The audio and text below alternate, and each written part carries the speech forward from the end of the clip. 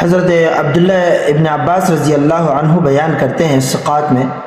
کان رسول اللہ صلی اللہ علیہ وسلم یسدل ناصیتہ سدل اہل الکتاب،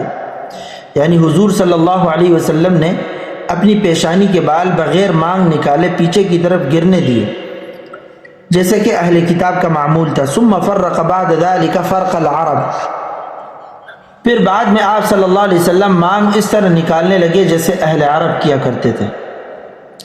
سبل الہدی والرشاد میں امام قرطبی رحمہ اللہ نے اس بارے میں کہا، وَكَانَ شَعْرُهُ صلی اللہ علیہ وسلم بِأَصْلِ الْخِلْقَةِ مَسْرَحًا، فرمایا آپ صلی اللہ علیہ وسلم کے بال فطری طور پر کنگھی شدہ تھے۔ اور مسند احمد کی روایت ہے، حضرت عائشہ رضی اللہ عنہا فرماتی ہیں کہ بسا اوقات جب نبی اکرم صلی اللہ علیہ وسلم میری گود میں سر رکھتے تھے، اللہ اکبر کیا محبت، تو میں محبت کے طور پر آپ صلی اللہ علیہ وسلم کے بالوں کی مانگ نکالتی۔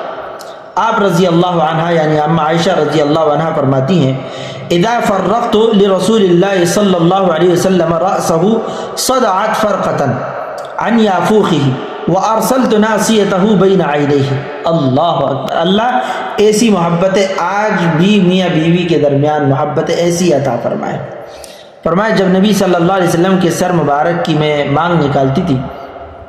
یعنی تو یہ شروع ہوتی تھی آپ صلی اللہ علیہ وسلم کے سر کے اوپر سے، اور میں آپ صلی اللہ علیہ وسلم کے بالوں کو دونوں طرف کر دیتی تھی اور پیشانی کے بال دونوں آنکھوں کے درمیان چھوڑ دیتی صلی اللہ علیہ وسلم۔